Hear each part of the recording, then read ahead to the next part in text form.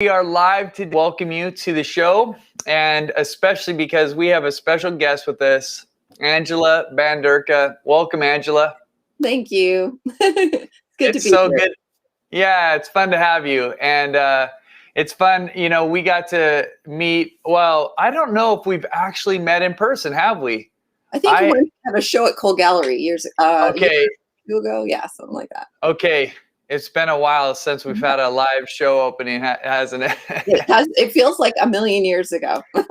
I know. So anybody who's here, just say who you are in the chat. We'll try to respond to your comments and everything like that. But we're really gonna save. If you have a question, I just want you to know we'll have a bit of time at the very end of this interview with Angela, where you'll be able to ask specific questions, and we'll try to take a little time to go through them. So if you do have a question that gets missed, make sure you just hold on to it and bring it up at the end, and we'll do our best to get through as many questions as we can. But we've got a really fun day, and I'm really looking forward to this, Angela, because I look at your work and I think this is really cool. Like, I'm always on the lookout, and I know that you work in other mediums, but whenever I see somebody who can paint in acrylics and really excels in it, I just think this is so cool. So we got lots of people here, Mary Sue, all over from Calgary, Alberta, Florida, La Conner, which is of course close by, Vernon, BC. That's close to the place I grew up in. Okay, well, Shelley Proctor, maybe you know Angela Bandurka from way back when, who knows? So it was close to Vernon? Is that where you grew up? Yeah, Vernon and Kamloops, BC are the two nearest cities to us in Chase. Okay. Yeah. Okay. That's really cool. Well, I've driven through many a time because Kamloops is on the way to Edmonton, which of course my wife Renee is from. So very fun. Cool. I didn't know she was from there. Wonderful. Yeah. Yeah, so we lived in Vancouver. I think we talked about that before. So, okay, well, guys, I'm excited to jump into this interview. I do want to just make one or two little announcements just to make sure that I get them out there. But we are going to have our member showcase this Friday, and it's going to be right here on YouTube. So make sure that you come back on Friday. We're going to have a celebration. It's been really cool. So Angela, one of the things that we do with our members is we have a annual show where people who've been working on different stuff, you know, they can put in their paintings, and then we just have a celebration. We give away some prizes and things like that. So it's really fun. But I've been amazed looking at the work. I always just think like, I don't know. It's quite incredible. So it's super fun. And that's going to happen this Friday. And I don't know if I have another announcement. That was the only thing Renee told me. So we're ready to jump into the interview. So Angela, tell us a little bit about your art story. Like, how did it start with you? And like, where did you get going? My story is kind of similar to yours in one way, that my grandmother was an artist and my great-grandfather was an artist. So I really admired what they did, and I'd go stand and touch my grandma's painting. She was a palette knife painter, and I'd be like, oh my gosh, I could never do this. And I was right. I could never do what she does, but I do my own thing. And I feel like it's a real gift if you do have family members that paint. So if any of you are painting out there and you have other family members, know that you're giving them a gift too, because for me, it was really inspirational. I thought, if my grandma can do it, my great-grandpa can do it, why can't I do it too? And I get so much out of it, more than just, you know, having a painting that might look like something. There's also a deep sense of satisfaction of starting something from nothing, persevering, and having something at the end. So that's my main story, really. That's super awesome. And I think it's kind of like so I didn't know that you had that in your family like that. But when you have it growing up, like much encouragement, and you see it kind of like that, like what about, this is just a random question, but like, do you feel like it's do you have one son? I know you have one son. Do you have more? I do. Yeah, just the one. Yeah. Okay. So do you feel like it gets passed down? Do you feel like he's a different, like has a different perspective because of your artistic, kind of career and everything that's in you? Yeah, it's interesting because my mother would say, "Oh, it passes a generation," but Oh, she's being modest because my mother is a textile designer and a textile artist and does these amazing. She creates her own fabric on the loom, and they're just gorgeous. She mm, does her own wool, and so I think that there's just different types of art forms. So my son, he is not really into painting or drawing, yeah, but he's really yeah, into music. I mean, he is yeah, all about singing 24/7. So I feel like when you're in a family that sees the benefit of creativity, that you yeah, find your creative outlet in some way. yeah, And may not be the exact same yeah, way as your parent, but I think that again, it's a gift that's given down through the generations that yeah, it's okay to pursue something outside of STEM, and really that A in STEAM makes you better mm, at STEM. And so that's kind mm, of how my family has approached it, is that you don't need to make a career out of your art at all. I mean, there should never be the pressure of that. That's a whole other thing. But to be able to create something from nothing, it gives you a sense of self-confidence that I don't think anything else can. yeah, yeah. Creativity is really good for us, right? I Yeah. mean, there's so many things, and I think that it's also kind of it does it's I think a lot of times we downplay creativity, like we downplay our own creativity. Yeah. Sometimes, like you're saying, like your mom maybe downplayed it. That's interesting. So what are some like stepping stones along the way that you've had, like you know I don't know if you said anything about like training or art school or anything like that, but like what's been, like the milestones along the way that you'd say, yeah, these were kind of significant points that, helped me take the next step forward? I think that's a great question. I think a lot of people want to know, how could I do it? What are the steps? And I did not go to a traditional art school. What I did is I went to a school for graphic design and communication and got my degree in that, and knew that I could do that and make a good living, but it was also associated with the arts. And a lot of my sense of design and color come from that. But at the same time, my grandmother and grandfather lived in Gibsons, British Columbia, which is a quaint little town, very much like Edmonds, Washington, where it's a very artsy little community. And they helped found an art school with a bunch of other like-minded folks in that community called the Gibson School of the Arts. And every summer I'd go up and spend a week with my grandparents, which was in itself a gift to be able to spend time as an adult with my grandparents like that. And we would take art classes together, my grandmother and I, in everything and anything. And so over that period of a few years, I felt like I really got a lot of great, intense learning for painting and all that, because I'd always drawn at home. If you don't have a lot of money and you can't afford paint, you can afford a pencil most of the time. I could draw, and I really learned a lot about drafting skills and values with drawing.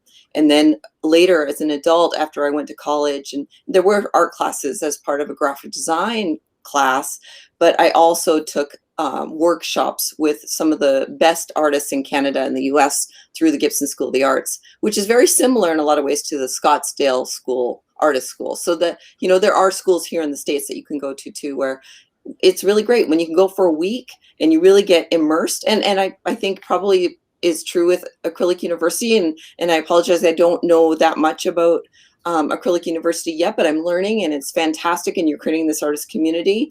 When you get immersed into something like that, especially for me on a weekly basis, where I'd go from 9 a.m. to 4 p.m. Monday through Friday and take an art class, it was exhausting. My brain hurt like crazy, but I saw my artwork go like this, and then it would plateau, and then it would go up, and then it would plateau and go up. And that's pretty much been my life, my art life journey. And my husband is an artist as well, and we've had conversations. He's felt the same way, that he's kind of done the same sorts of things. Went to school for design, took some art classes on the side, and then took a bunch of workshops, and kind of went up, sideways, up, sideways. Yeah, that's been my story. Like I never did anything, but I feel like, and so many artists I talk to are like that. There's always artists that have taken, depending on the school, they'll either be like really excited about what they did, or they'll say like it was basically not that helpful. But there was like one class that was really helpful, or something like that. And that's the part about art school that I've always felt like is a little would be hard. Would be, well, what if you were in classes that weren't really what you were interested in, and like it wasn't helping you, move forward in the direction that you wanted. Where workshops, you can kind of choose. You go like, this is an artist that I love. I want to learn what they're, teaching, or this is a subject that I really need to grow in. Let me invest this time and energy into this. And it's like a really specific, okay, I'm stepping forward here. And I feel like maybe it's because that's what I did too, but I'm like, that's what I always advise people is like, don't do the all in thing. Do the bite size, like take steps forward very specifically, So now Absolutely. Tell me, okay, so I feel like I might be learning something that I didn't know. But who's your husband? Ron Stoke. He's an internationally known watercolorist.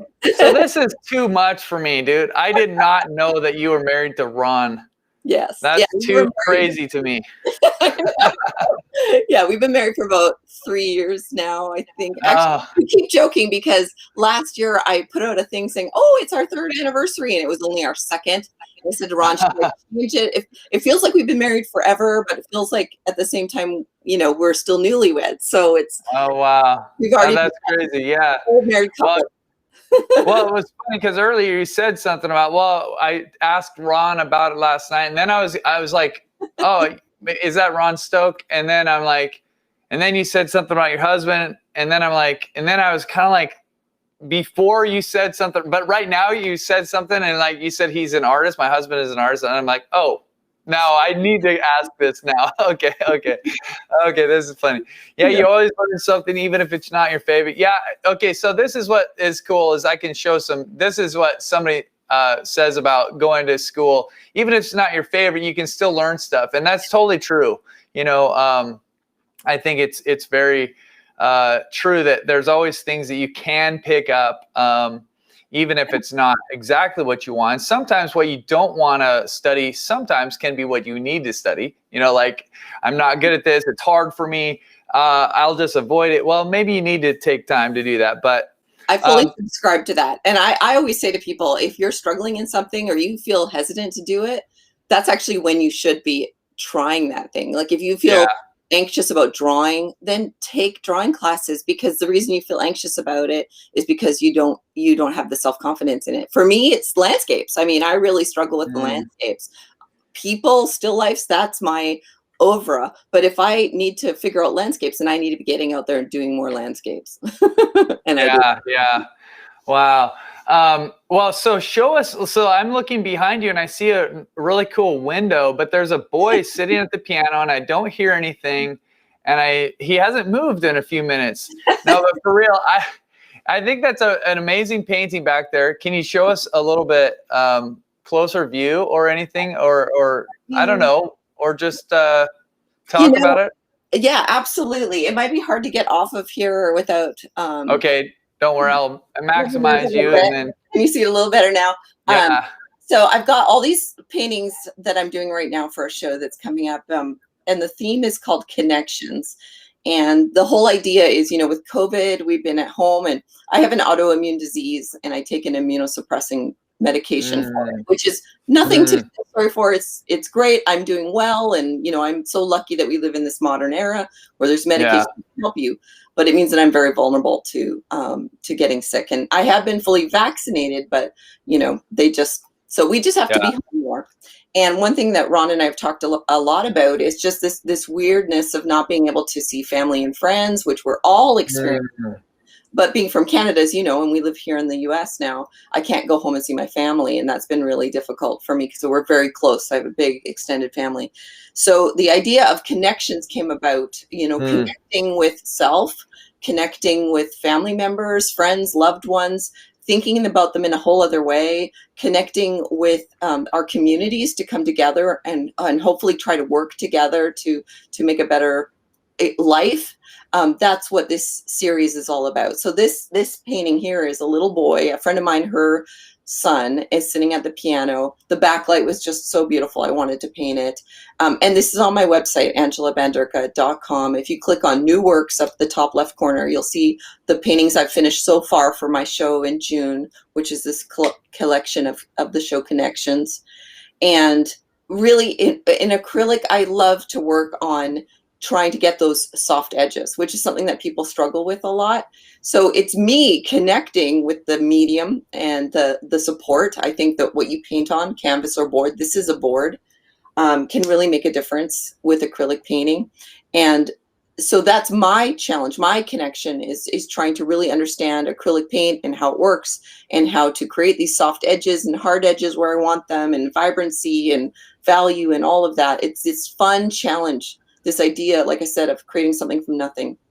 And this photo actually was sent to me by my girlfriend, and I don't do that. I rarely paint from other people's photos. I set up the scene myself, and I'll paint from life, or I take photos myself. But the photo was just so lovely. And I have a series of other photos that I've taken on my travels throughout the world. If I've been lucky enough to travel somewhere internationally, I take pictures, and those pictures are what I'm using to create this series with.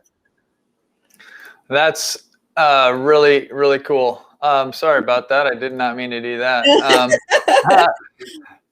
Yeah, no, I think you saw a couple of those comments that I put up there, but people said like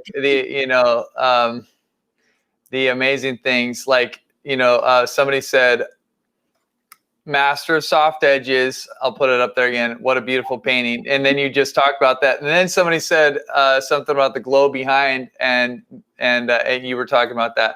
But amazing painting. I think make sure you go over to her site and say, just look at Angela's website. See, we're going to talk a little bit more about some stuff that she's got coming up. But yeah, that was what I was saying earlier, is like, just as an acrylic artist, one of the things that I don't know, how long have you been painting in acrylics? Like, so what's that?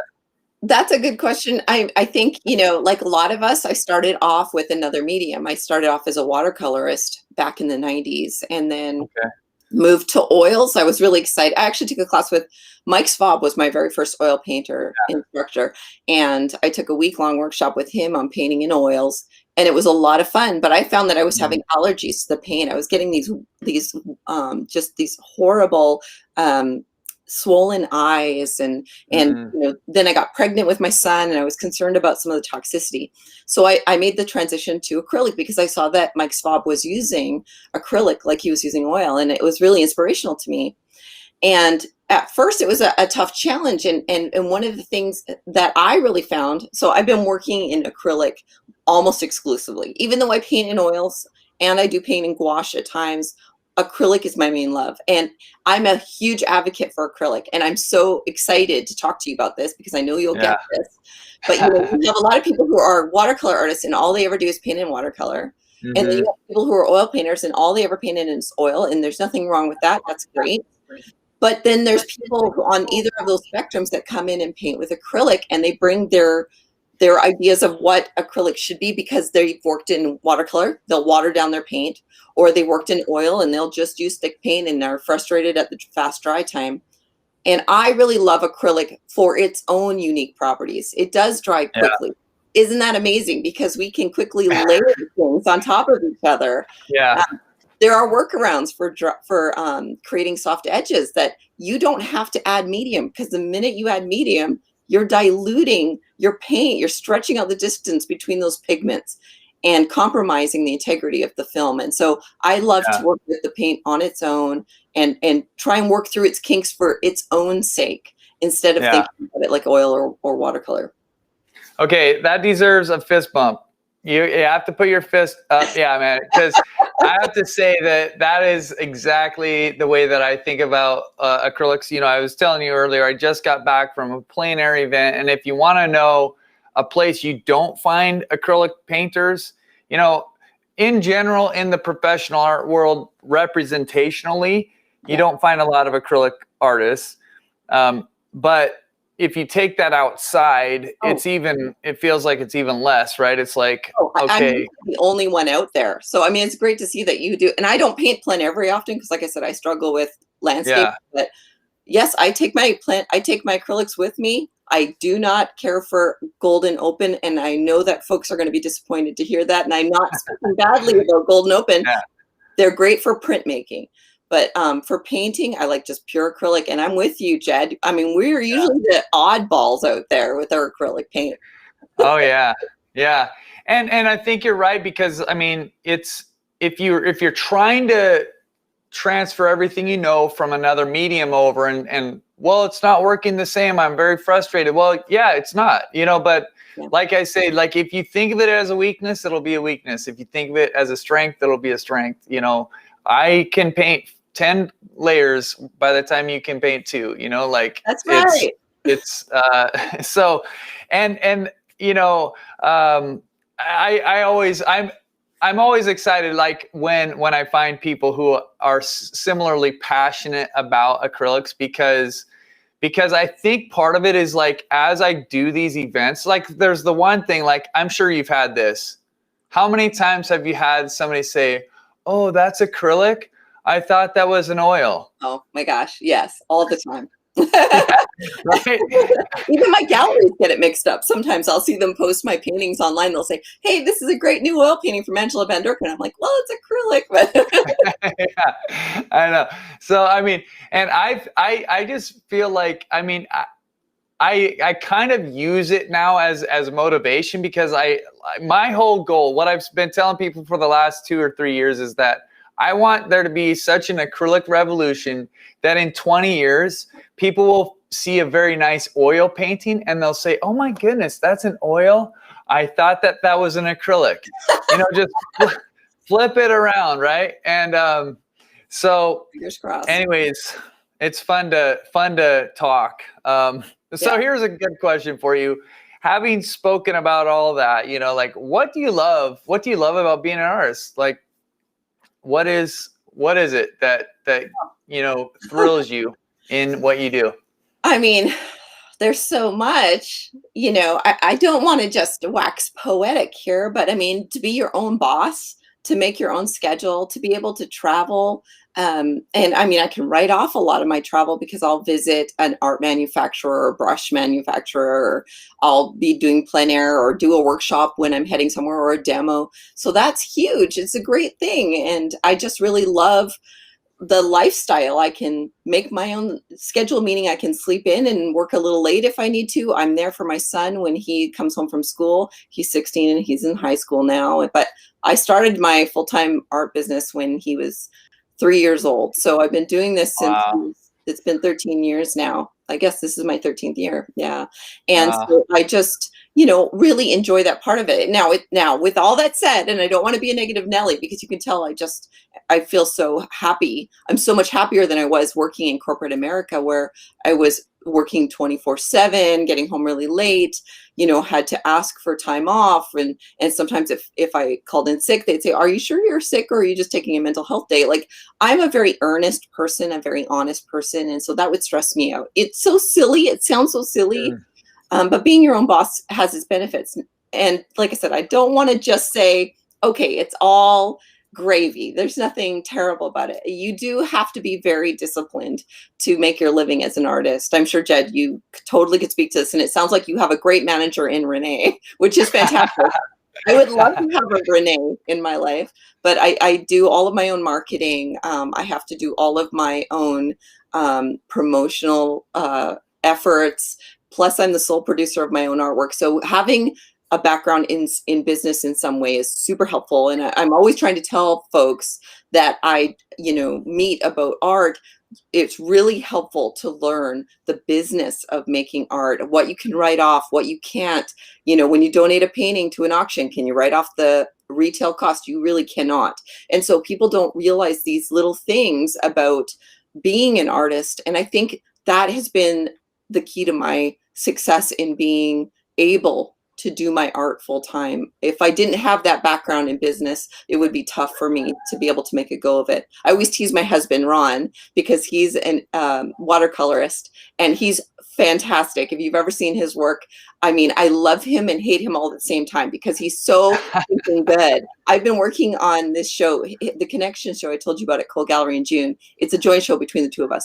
I've been working on this for months to try and have a collection for this show. He just started yesterday, and he's like whipping out a painting a day, and they're gorgeous. I mean, it's drives me crazy. But, and so, just being disciplined, I think, understanding business and having a joy for it. Find the benefit, find the thing that makes you happy, because when you do, you will hustle harder. You'll enjoy doing it. That was the biggest concern my mother had when I went to being a full-time artist. She's like, you're going to lose it. You're going to lose the joy, and art is your thing. And I thought, well, you know what? I'm just going to go for it. And if I ever feel like I'm losing the joy for my painting, then I will step back, get another job, and just do it on the side. But I haven't had that yet, and it's been 13 years. That's super awesome. I don't know if you saw that comment. I'll put it back up. So sweet. Oh my gosh, you guys. You're delightful, and your joy is infectious. So thank you. Super, super fun. And yeah, and somebody else commented this, watercolors are fast, which is so true, right? Like I feel like I see some, cause I think I paint pretty fast, but it's not as fast as I see a watercolor, like some people who know what they're really doing, like your husband. I'm sure I don't know. But it's just like incredible, because the watercolor actually does some of the work for you, right? It's like, it kind of is like doing stuff while you're just watching it, kind of blend and do cool stuff. So if you know how to use it, I think it's the hardest medium. I don't want to touch watercolor with a 10-foot pole because it's like, I'm just saying that, I'm not a planner. I don't plan well. Yeah. So if I screw up the white on the paper, it's like, well, it's pretty much done. Then I'd be bringing out my acrylics anyways to cover them up, and then it wouldn't be like a true watercolor. So you know what I'm saying? I do. I like the texture that we can create with opaque media. So for me, watercolor, and my paintings are actually pretty flat. I don't even know what I'm talking about, but for the most part, for me, I can take a palette knife, a lot of my paintings at the end, and just kind of add some texture. And that's something that's really fun. And working opaquely, here's my thing. Shh, don't tell Ron. But I feel like, we work from dark to light. The light sits on top, and watercolorists, they're working to the dark side. So in some ways, we are the light. Hey, I say that every time because I often paint on a dark surface, and I talk about how my personal story is coming out of addiction and real hard things of my own doing. But I felt like God kind of brought light and color into my life when there was just darkness. And I feel like that's what I try to do in my painting is you're kind of bringing light and color to something. It depends on how you paint. You don't always start with a dark canvas, but when I do, it really kind of reminds me of that, light and color coming into something. So it's kind of cool. Well, if you don't mind on that subject, I do want to bring something up, but my husband, he went through a trauma years ago where he lost his first wife to cancer. And during that time, that's when his artistic journey really took a huge leap upwards, because he found solace in painting. He really found that was his outlet for his grief. And I think, all of us who are here today or painting, on our own or with a work with an instructor or on artist, acrylic university or wherever, I think that we're in some ways using this as an escape from some of the Mm. stress of our day-to-day life. I mean, art can be a way out of, like you just said, the darkness. So what a great Yeah. thing. Some people look Yeah. at religion, some people look, and some people have multiple things, but art, yeah, and somebody just popped up. It's getting us through COVID. I mean, art Yeah. can be our escape. Yeah. Exactly. I know. Well, one thing is like, I mean, just from my own personal journey, one thing I know is like, you can't just like get rid of an addiction, or you can't get rid of a problem. Like you can't just like, you have to replace it. Like, so if you're going to something to escape, which addiction usually is an escape, right? It's usually like, Yeah. something is hard or something, and I'm avoiding this and I'm doing this. Well, you can't just say, okay, well, I'm just not going to do that anymore. You have to have something positive to put in, right? And I think art can be that. Art can be this, okay, this is going to absorb time, but it's going to do it in like a really creative way. It's going to have challenges. And I think like for those of us who follow it and get into it, it's like, it's never ending. Like, do you ever feel like you've arrived and that you can't learn and that you can't, get better? And, I mean, I look at your work and I'm like, my goodness, like there's so much more that I could learn how to do with acrylic. And I know that you probably look at other artists and you think like, there's so much more I could do, or just looking outside or at something, and you think, so it's kind of cool that way, because it's like it never loses its challenge, which to me makes it never lose its kind of joy, like it's so. I mean, if we aren't always learning something new, and my parents, I'm so grateful for them because they were always advocates for a lifelong education of anything. And if you're not always trying to learn and grow, then you become stagnant. And then what is there? And, speaking to like our, always wanting to improve and never ending, my grandmother, as I said, was an artist. And the day she said, I'm done, I'm not painting anymore, we knew she wasn't long for this world. And she passed like a week later, so we knew that she wasn't taking any classes. She wasn't expanding her repertoire. She wasn't trying new things, and she wasn't even picking up a brush. We knew that was probably the end of her life. Yeah. Wow, that's really interesting. Yeah, like, I mean, it's interesting to me. I love pulling up these comments because I think they're so positive. Well, and we're all on a journey, right? Like, it doesn't matter who you are, if you're a professional artist or you're doing it as a hobby, or the only reason you started was because COVID happened and you were just trying to find something to do because you couldn't go on a trip, right? Yeah. There's so many different ways that we come into what we're doing, but I think all of us, part of being human is we all actually experience suffering. Like, there's not one person that makes it through life that doesn't go through hard things.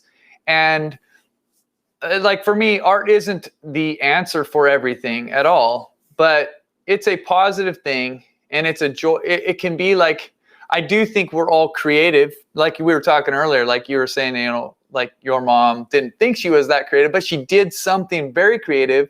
It just maybe wasn't like her mom had done. So then she didn't think it was, being artistic.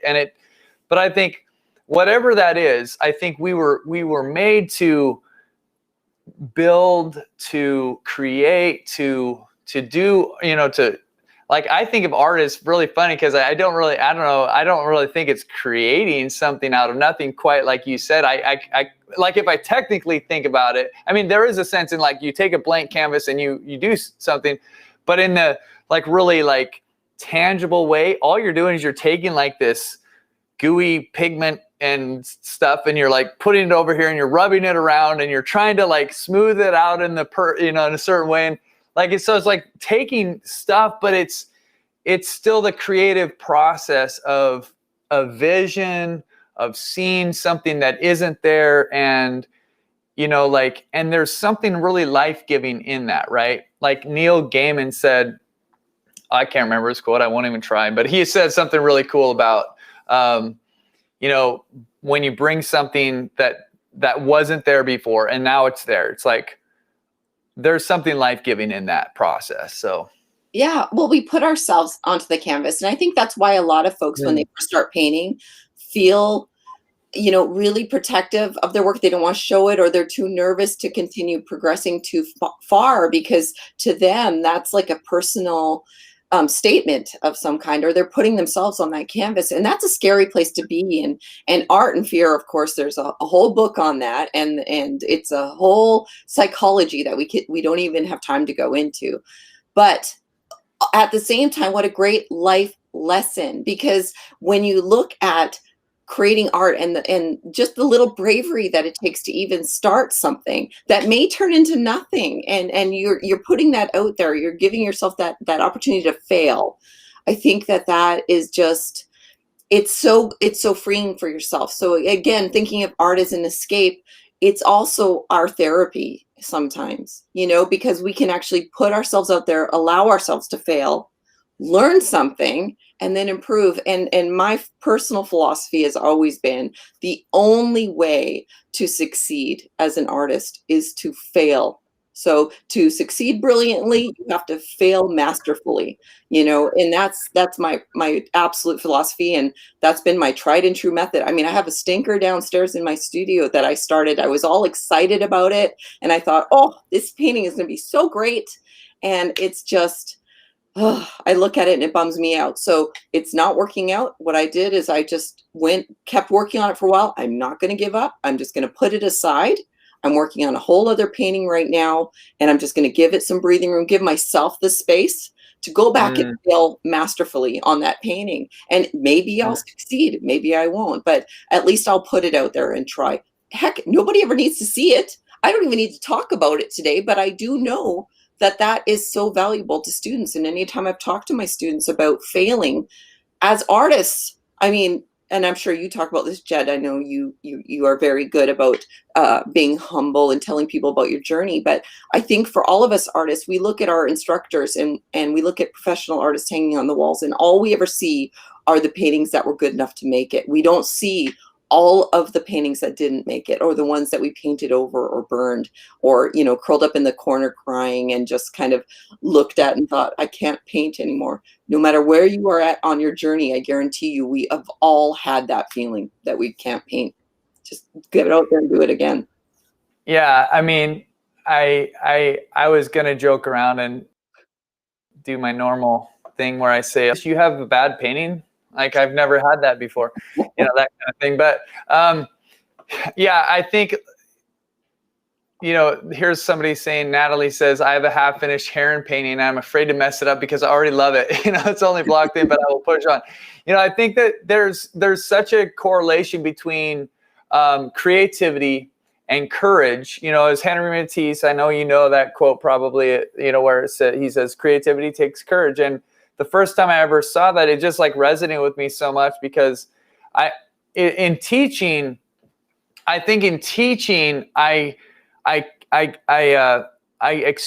kind of saw what I had already experienced, but I didn't really have words for it.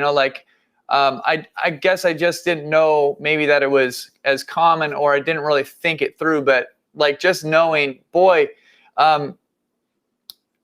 the process is scary when you're starting a painting, when you're halfway through a painting. You have to deal with the expectation of yourself. And can you say again, can somebody write this down? Because I loved what you said. You said to paint brilliantly, you have to fail masterfully.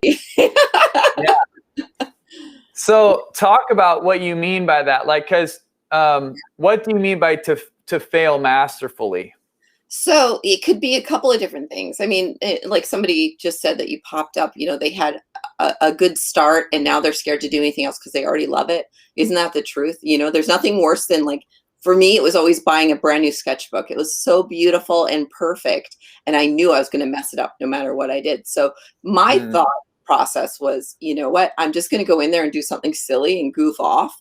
And if it turns out great, then great. And if not, I've already messed up the sketchbook. Now all I can ever do is better than that. I mean, it's always okay to fail, and sometimes do it intentionally, and then just get that out of your head, get past that mental, and then just keep moving forward. And now where I'm at in my journey is I'll take a painting that I like, that I feel like is working well, and I'll take a palette knife to it and start messing it up a little bit.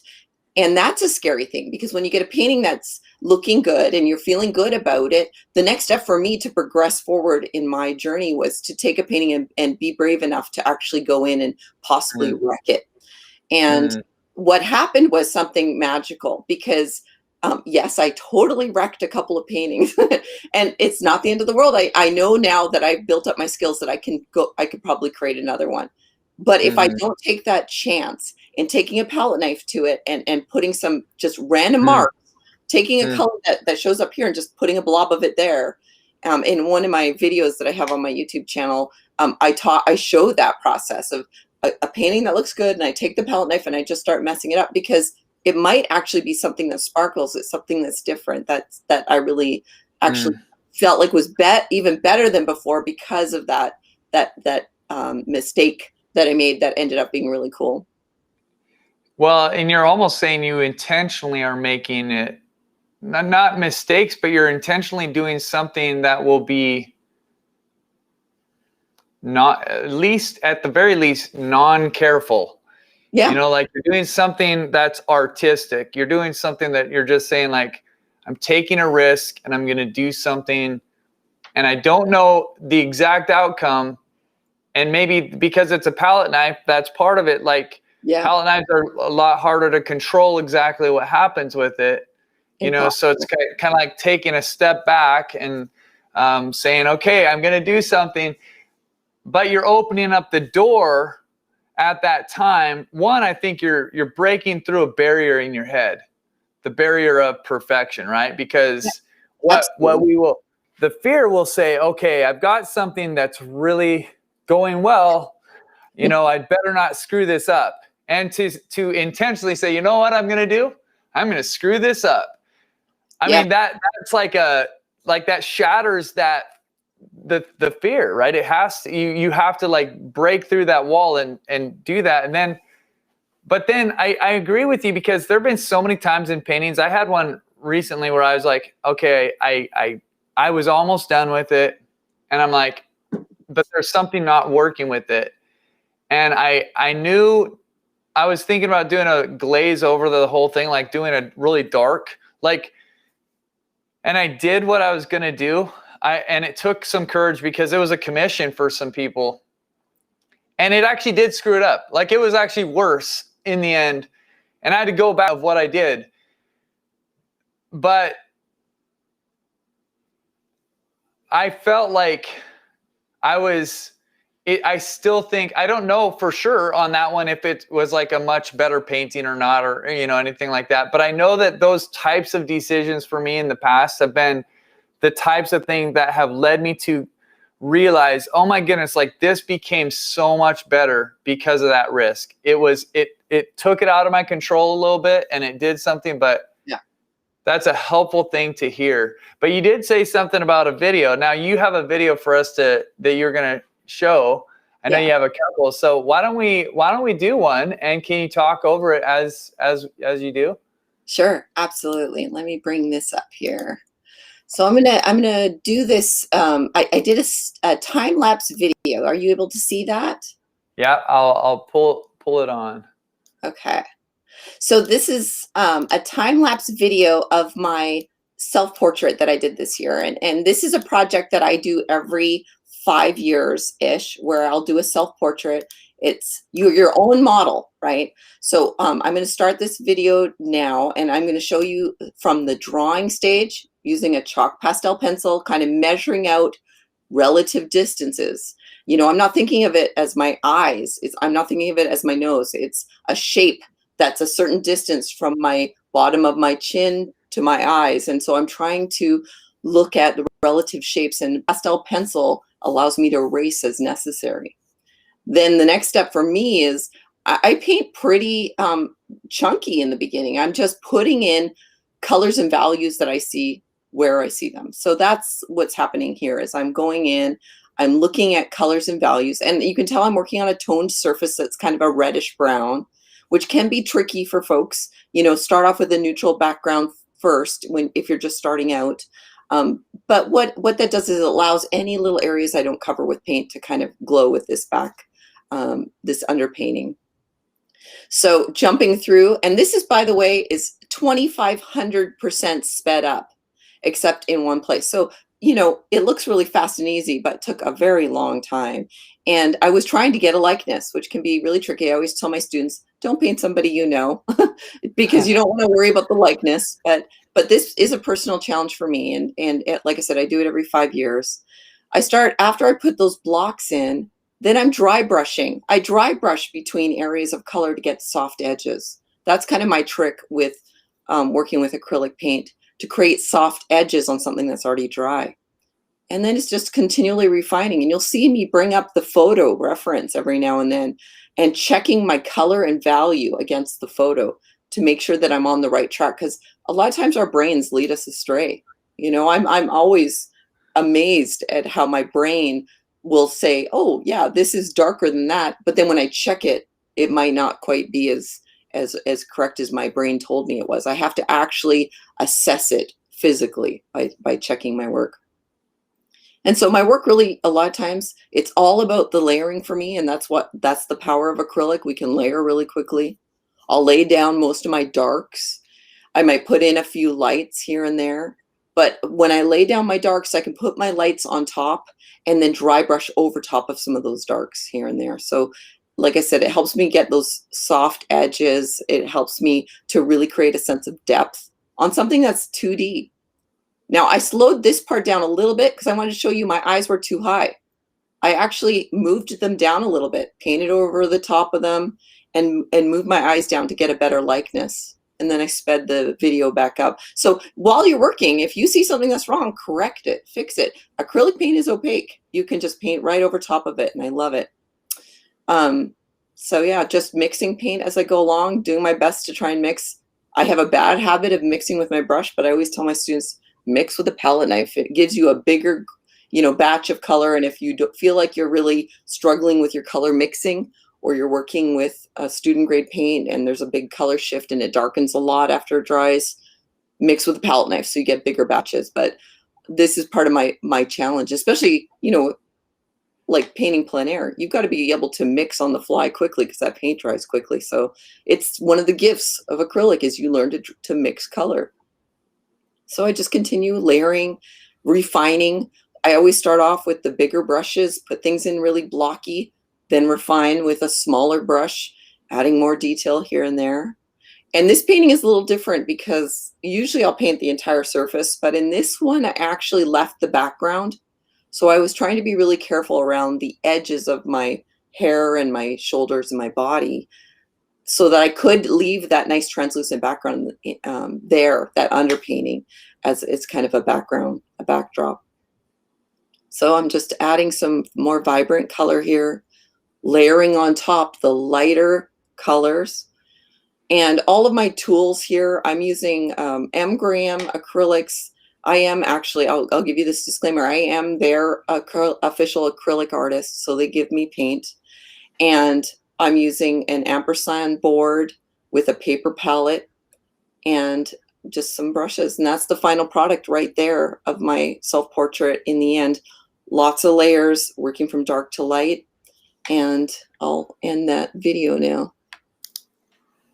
Wow. Well, congratulations. That was legit. That's pretty impressive.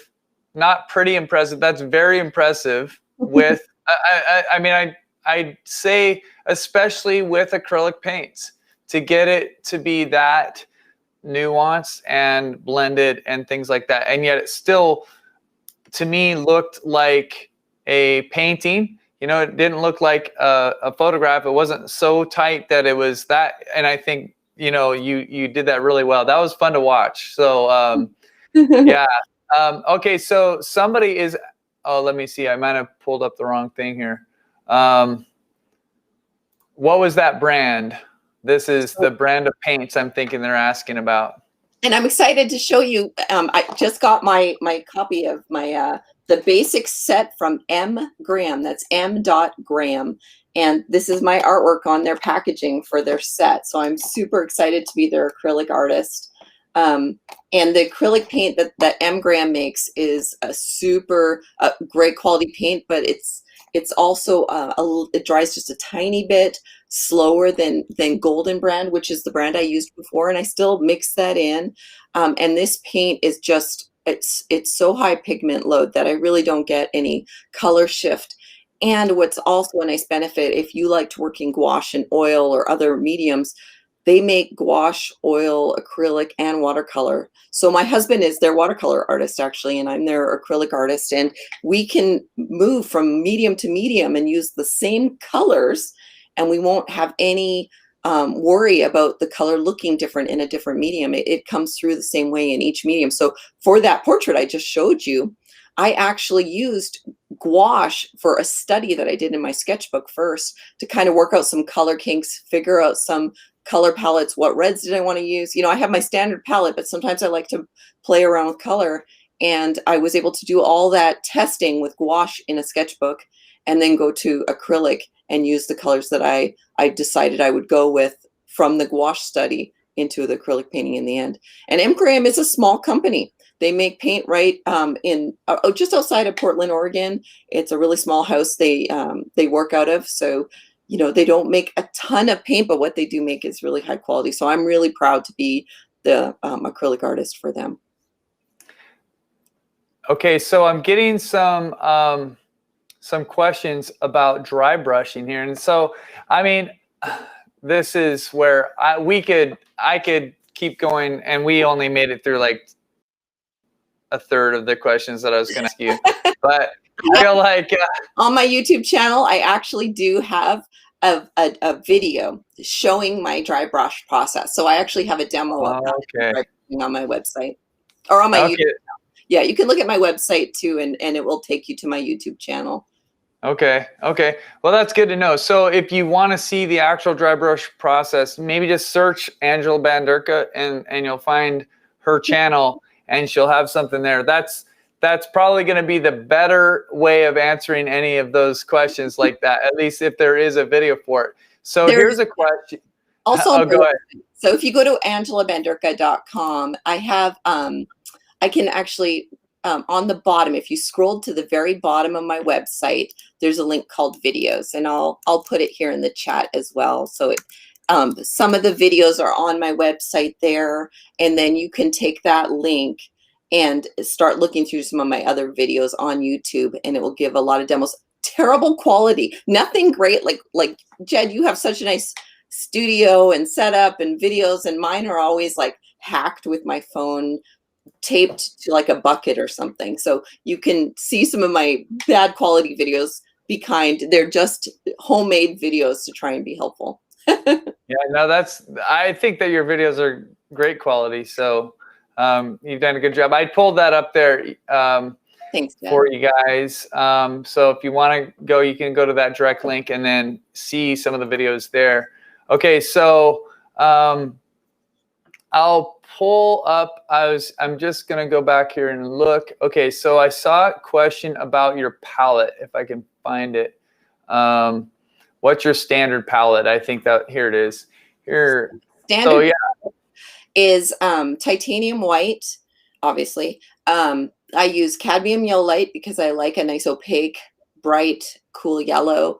I use quinacridone rose, but quinacridone red would be a similar color. It's just a little darker. I like the quin rose because it's closer to what a lot of the traditional oil painters used to use. It's great for portraits.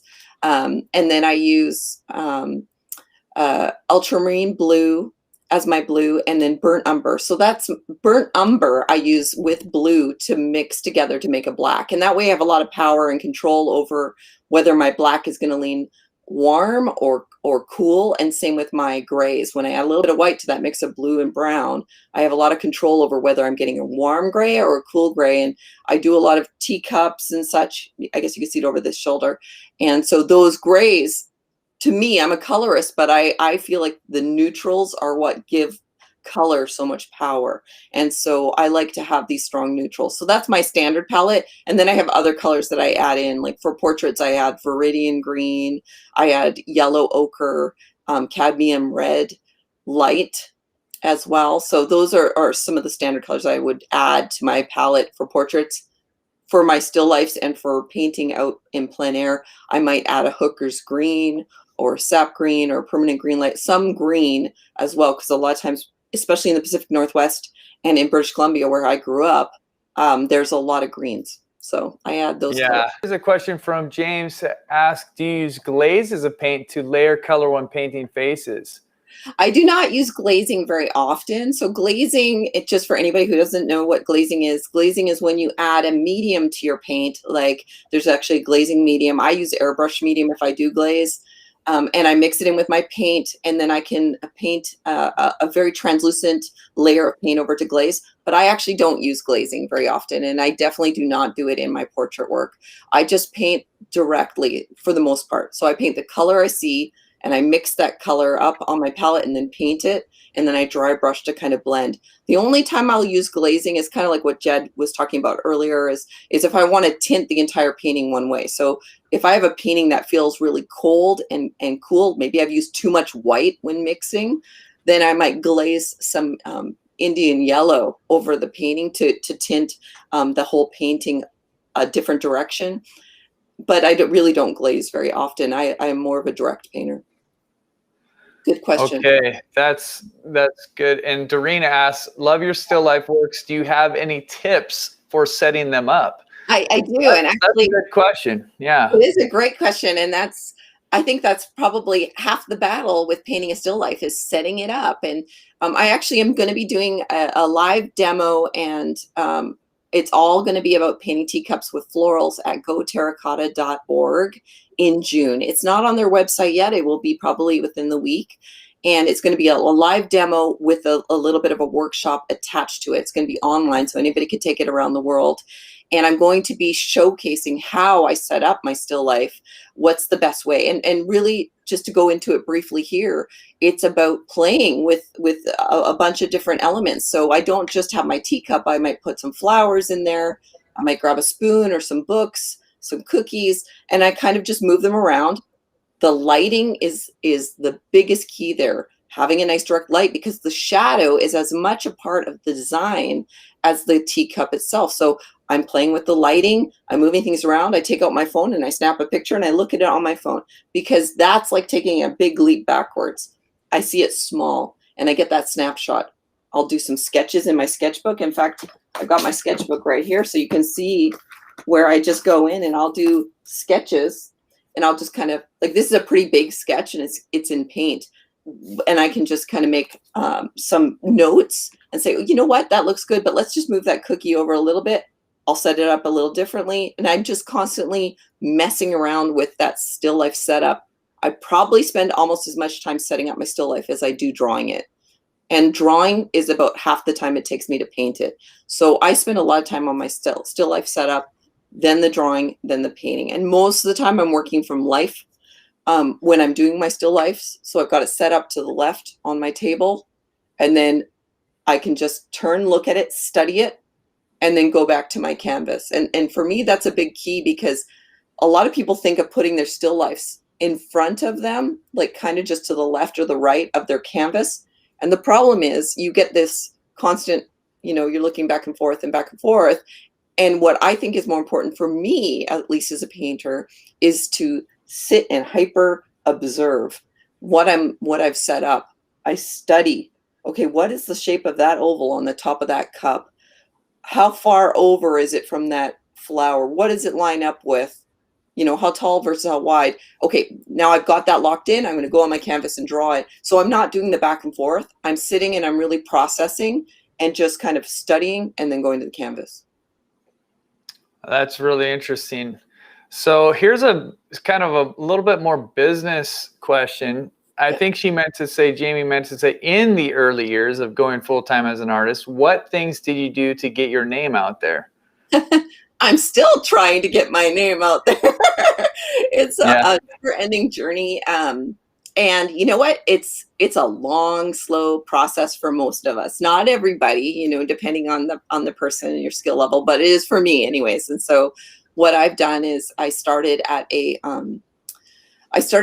co-op gallery. So my first year out of the gate as a full-time artist, I was showing in juried shows and such, but I didn't really have a gallery, and I was looking around for galleries, and I thought, you know what, I'm going to join a co-op gallery. And a co-op gallery, for anybody who doesn't know, is one where you pay a small monthly fee and you work in that gallery. You show your work, and you know, you sell it, of course, as well, and you sell everybody else's. But that was the best way for me to get started. You know, I started locally, where, you know, I was in this gallery locally, and I started to get involved with local artist communities. People started to get to know me and know my work. Then I started trying to move more regionally. And then after moving regionally, you know, then I started to try and work more nationally. And now I'm trying to work nationally and internationally. So I think about my scope as being small. It's still very small. And I just constantly am trying to expand the scope little by little. And I'm very process driven. So that's been my process. It hasn't been a fast process, and that's okay, because for me, really, it's more about painting is for me, to be honest with you. And if people don't know me, or I don't make you know, $1 million, I'm okay with that. This is about me and what's best for me and my family and my state of mind. And it's so rewarding personally to be an artist that I just love doing it. And then hopefully, you know, people will come. The question of the lifetime, right? Like, is you know, I mean, if you're wanting to become a full-time artist, or you're wanting to pursue it as a career in any way, I think that it's all that's the question. Like, how do you get it out there? And there's 1,000, like, really, I was at an event last week and just talking to my brother about it on the way home. We were just thinking about the people that I was with, and there's, you know, so many different people that are, I mean, I'm just thinking about the 4 or 5 people that I was with most of the time. Most of them are full-time artists, and we've done it totally different. Like, the way that we've kind of gone about it has been unique to who we are, our situation, where we were, you know, when we were there, all the kinds of things. So it is interesting because I don't know. I think it would be kind of cool. Like, somebody earlier wrote how it would be neat to hear everybody's story, how they got into painting. I think it's equally interesting to see that as a career. Like, what is the path that people chose? Because one of our friends, who's actually quite business oriented, and he's an artist, and he's really, you know, kind of made his career out of, I mean, he's super hardworking. A lot of people know who I'm talking about. His name is Justin Vining. But he had been reading an article, because he got an email or something that said, hey, this is how you make it as an artist. And he read the article. He's like, oh, well, I'm kind of curious. What are they going to say? You know, this is how you do it. And they basically said, what you need to do is you need to figure out how you can live off of your spouse's salary. Like, that was basically like, and then, you know, you can be a full-time artist. So basically they were saying, like, okay, what you need somebody who will support you fully, you know. And he's just like saying, okay, like, who has that all like that? I mean, that's, and then it turned out that was how this one artist had done it. Like, that was their path to it was, and you know, I'm sure that and then it actually was not just that they were living off their spouse, but then their spouse became their marketing agent and worked full time to promote them. So it was kind of like, yeah, like what kind of, is this the model for, you know, how you do it? No, you know, like that's a very unique story, and maybe it would fit somebody else. Yeah. But it would be better to hear, like, your story is like, you know, like, it's your personal story. It's going to be helpful for some people, and some people will go like, well, my story is a little different, but I gained something from that, right? The one thing that I've never heard that I think anybody can say, that I think is like, you know, because what you say is like, it's a slog, like it's a process, like it's perseverance, right? Like, I mean, keep going. I mean, because like for me, I mean, I don't know that if I've said this here before or not, but I started full time in 2008 in September. My husband walked out the door in November, and I had a 3-year-old. So I was a single mother suddenly, and I had just started my business, and the economy had crashed. And I did a lot of soul searching, and I talked to my family, and I thought, okay, so do I go back to work full time, put my kid in daycare, or do I continue on this track I just started on? And I thought, you know what? I'm just going to continue on this track. So for 10 years, I was on my own as a single parent. My ex-husband did come back and help out with my son. So he would take him every other weekend. But I had my son every day, all day, and was trying to make a living as an artist. And the benefit of that, I will say the positive out of that came out of that, was that I was hungrier for it. You know, I was working harder. I would not feel good about relying on somebody else for that. I feel like, you know, everything I've done has been about persevering, like you just said, and just not giving up on myself. I was investing in myself. And sometimes I felt guilty that, you know, my son wasn't going to grow up wealthy like some of his friends were, and do all these crazy things. But the benefit that I feel like gave to my son is that he saw me working hard. He saw that sometimes we couldn't do what some of his friends would do, and that was okay. We found other things. We'd go camping, or, you know, I'd take him to my shows, and he was really cute because he'd kind of go in there and he'd be like, "Mommy, you're famous." And I'm going like, nobody knows who I am, honey. I'm only famous to you, but that's okay. It's about your metric of success. It's about what is important to you. If being financially wealthy is very important to you, maybe this isn't the direction you might want to go into, and that's okay. There's nothing wrong with working hard, making a good living, and supporting your family and doing your art on the side. For me, I feel grateful that I have the privilege of being from a family that was very supportive, of having had a savings account from working as a designer in the tech industry, and I had already bought my house before I started this journey. So I had that privilege. I am very grateful and humbled by that privilege because it allowed me to take that risk. Yeah, I want to say, you know, like a lot of people have said here, you know, just like this really great sharing of your story in the beginning. Thank you. You're a brave woman. Bravo. I think,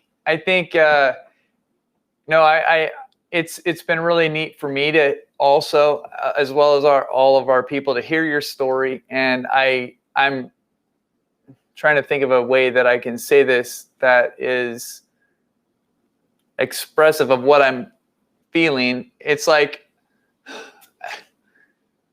I don't know how to say it except like in a way that doesn't sound quite right. But the only thing I can say is like, I'm proud of you. Like, oh, thanks, Jed. Like, you know what I'm saying? Like it's like neat to hear your story, and like, because you really had to persevere. Like you've worked really hard. It hasn't been easy. It's you know, like so many stories, you know, like that's what's inspirational about your story is like, I don't find that whoever wrote that article and was like, well, it's basically like saying marry somebody who's really rich and then you can just be an artist and it doesn't matter if you ever sell anything or not. Like the motivation to yeah, you know, but like when you hear a story like, you know, like yours, and it's like, it was hard, but I worked at it, you know, like, and you valued certain things, you know, over other things. And, you know, like,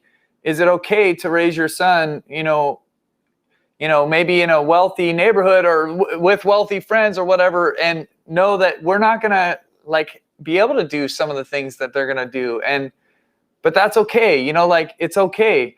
And the values that he's gotten and things like that. And anyways, all that to say that I just, it was moving to hear your story. And I really, Thanks, I don't know. I still can't think of the right word, but. Well, you know, I mean, you've come through your own person. We all have our stories. Everybody has a story that they come through. And it's really interesting when you start talking to other people and you find out more about them and their backgrounds and where they came from. And you think, gosh, you know, my story is nothing compared to their story. But we all have our own stories. We all have gone through our own things. It's all relative to our life experience. And you know, I think I could say the same things that you just said to me about you and what you've gone through and what you've built here with Acrylic University. So, I mean, bravo to you. And I'm really honored to be here. It's been just such a privilege to be able to talk with you and get to know you a little bit better, but also just kind of, you know, sharing with all of your followers. Yeah, isn't it slay those obstacles like a warrior? Yeah. Yeah, I know. Well, I want to say, you know, from all of us, thank you so much, Angela, for being here and for giving us of your time and sharing your story and encouraging us, inspiring us, and in so many ways, and showing us some of your process. And I'd like to just ask this question of our people now, because would you like to have Angela do anything else with Acrylic University? If you're in favor of that, just say yes. If you're not, don't say anything. No, I'm just joking. I know that there won't be anybody, but yeah, throw that out there just because I want Angela to see that what she did mattered and that it meant a lot to us. So, and say thanks while you're doing this. Just say thanks so much to her because it was very kind of her to spend time with us, and we appreciate you, Angela. So, thank you. Yeah. So anyways, I will say bye for us. Remember, guys, this Friday night, we're going to have our celebration for our member showcase. So make sure you pay attention to that. It's going to be right here on YouTube. It'll be 6:30 p.m. or I don't know. Just check the time. I can't remember if it's 6 or 6:30. I think it's 6 actually. But anyways, don't listen to me, but pay attention to what's written by Renee and other people that are smarter than me. Thank you, Angela. Thank you, everybody. Happy painting. Yeah. All right, everybody.